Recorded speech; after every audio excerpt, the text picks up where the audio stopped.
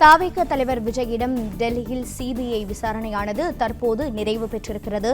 இது தொடர்பான தகவல்களை வழங்க செய்தியாளர் நிரஞ்சன் இணைப்பில் இருக்கிறார். நிரஞ்சன், வணக்கம். விவரங்களை தொடர்ந்து பதிவு செய்யுங்கள். விஜய் அவர்களிடம் இந்த கரூர் துயர சம்பவம் சம்பந்தமாக ஏற்கனவே கடந்த ஜனவரி மாதம் விசாரணை என்பது நடத்தப்பட்டிருந்தது. அதற்கு பிறகு ஒரு நாள் அவர் பொங்கல் உள்ளிட்டவற்றுக்காக 5 நாட்கள் வரை அவருக்கு அவகாசம் வழங்கப்பட்டு மீண்டும் அவர் ஆஜராகியிருந்தார். இந்த நிலையில் இரண்டாவது முறையாகவும் அவருக்கு சம்மன் அனுப்பப்பட்டு அவர் முதலில் கால அவகாசம் கேட்டிருந்தார். ஆனால் அதற்கு மறுப்பு தெரிவித்த நிலையில் அவர் இன்றைய தினம் ஆஜராகியிருந்தார். இதற்காக நேற்றே அவர் டெல்லிக்கு வந்திருந்தார். நேற்று மாலையே அவர் டெல்லிக்கு வந்து டெல்லியில் இருக்கக்கூடிய நட்சத்திர ஹோட்டலில் தங்கியிருந்தார். அந்த ஹோட்டலில் இருந்து 2 கிலோமீட்டர் தொலைவில் தான் டெல்லி சிபிஐ தலைமை அலுவலகம் என்பது அமைந்திருக்கிறது.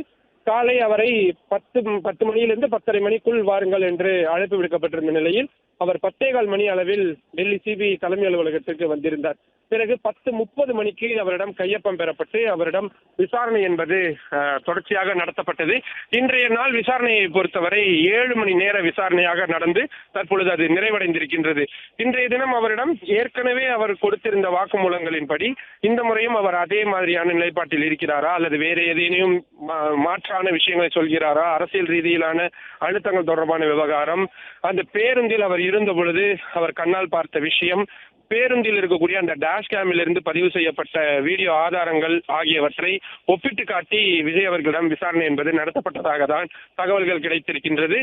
ஏற்கனவே அவருக்காக தனியாக புக்லெட் என்பது தயார் செய்யப்பட்டிருந்தது. இந்த கரூர் துயர சம்பவம் சம்பந்தமாக கேள்விகள் என்பது அச்சிடப்பட்டு அதற்கு விஜய் அவர்கள் எத்தகைய பதில்களை கூறுகிறார் என்ற விஷயங்கள் தான் பதிவு செய்யப்பட்டு வருகின்றது.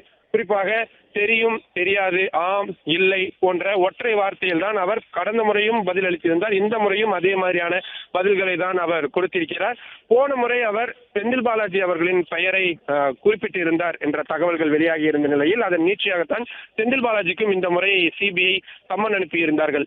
2 மாதத்திற்கு முன்பாக விஜய் அவர்கள் தெரிவித்த கருத்துகள் மற்றும் அவர் சொன்ன தகவல்கள் ஆகியவை இந்த முறையும் சரிபார்க்கப்படுகின்றது என்பதுதான் இந்த விசாரணையுடைய மிக முக்கியமான விஷயமாக இருக்கின்றது.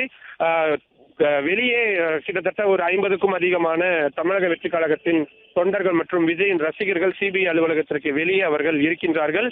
விஜய் வரும் பொழுது அவரை பார்க்க வேண்டும் என்பதற்காக அவர்கள் குவிந்திருக்கிறார்கள். டெல்லி காவல்துறையினர் அவர்களை அப்புறப்படுத்தக்கூடிய முயற்சிகளில் ஈடுபட்டால் அவர்கள் தொடர்ச்சியாக அங்கேயேதான் இருந்து வருகின்றார்கள்.